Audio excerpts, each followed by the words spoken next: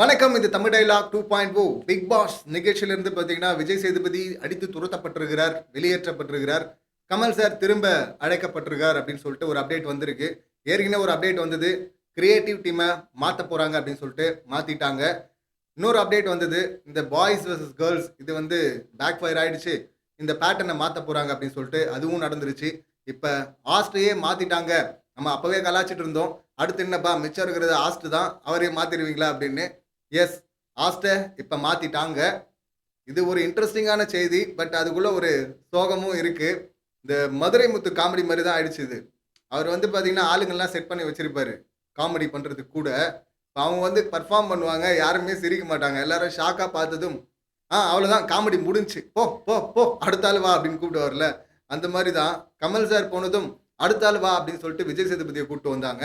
இப்ப இவர் பண்ற அந்த பெர்ஃபார்மன்ஸ்லாம் பார்த்துட்டு மக்கள்லாம் காண்டாகிறத பார்த்துட்டு, முடிஞ்சுச்சு கிளம்பு கிளம்பு அடுத்த ஆள் வா அப்படின்லாம் கூப்பிடாம, கமல் சார் நீங்களே வாங்க அப்படின்னு சொல்லிட்டு திரும்ப கூப்பிட்டு இருக்கிறாங்க.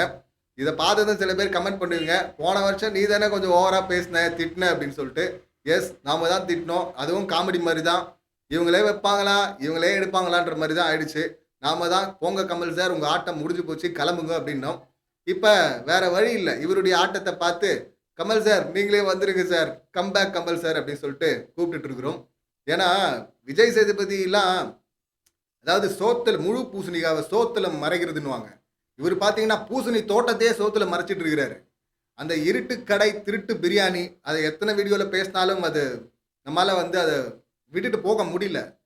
அப்படி 6 பேர் கொண்ட குழு பார்த்தீங்கன்னா அவ்வளோ பெரிய அத்துமீறல் பண்றாங்க. அங்க 2 டீமா இருக்குது. 2 டீமுக்கும் தனித்தனி ப்ரொவிஷன் இருக்கு. இந்த ப்ரொவிஷன்லாம் திருடி நைட்டு 3 மணிக்கு மேல சமைச்சு சாப்பிட்டுட்டு சந்தோஷமா ஜாலியா பேசிட்டு இருக்கிறானுங்க. தொடர்ந்து இதை பண்ணிட்டு இருக்கிறாங்க. அதை வந்து ரூல் பிரேக்கு எவ்வளோ பெரிய விஷயம் இது எப்படி வச்சு செஞ்சிருக்கணும். அதை கேட்காம கடந்து போறாருன்னா அவர் என்ன சொல்றது.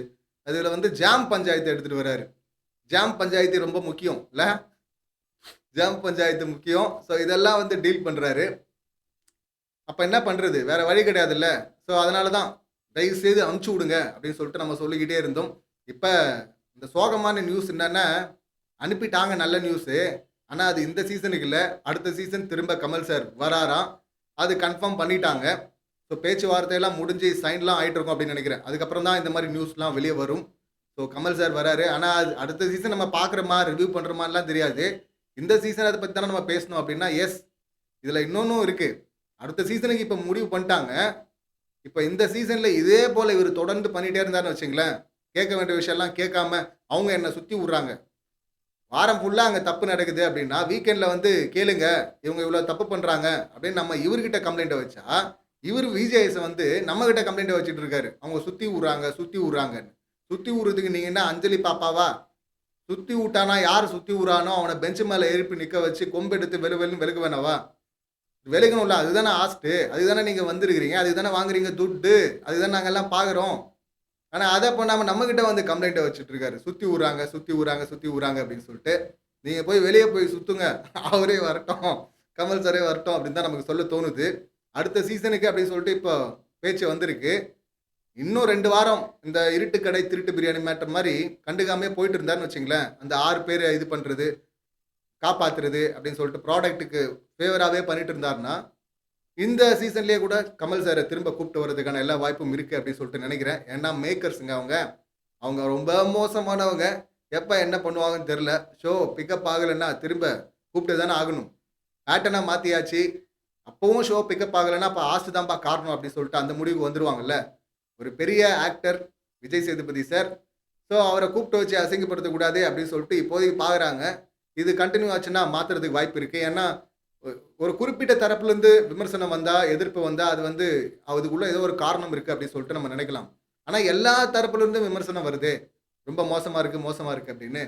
அப்ப அதுக்குள்ள ஒரு உண்மை இருக்கு அப்படின்னு சொல்லிட்டு அவர் புரிஞ்சுக்கணும்ல. விஜய் சேதுபதி சார் நல்ல ஆக்டர், நல்ல மனுஷன். அதெல்லாம் நமக்கு புரியுது. அதெல்லாம் வெளியில அவர பாராட்டுறோம். அவர் பேச்சு பிடிக்கும், அரசியல் பிடிக்கும். எல்லாம் நல்லா இருக்கு. ஆனா பிக் பாஸ் இந்த ஷோல ஹாஸ்ட்டா நீங்க சரிப்பட்டு வரமாட்டீங்க சார். கிளம்புங்க சார் அப்படின்னு தான் நமக்கு சொல்ல தோணுது. இந்த அப்டேட்ட பத்தி நீங்க என்ன நினைக்கிறீங்க? உங்க கருத்து என்ன அப்படிங்கிறத கமெண்ட் பண்ணுங்க. மீண்டும் அடுத்த வீடியோல சந்திக்கலாம். நன்றி, வணக்கம்.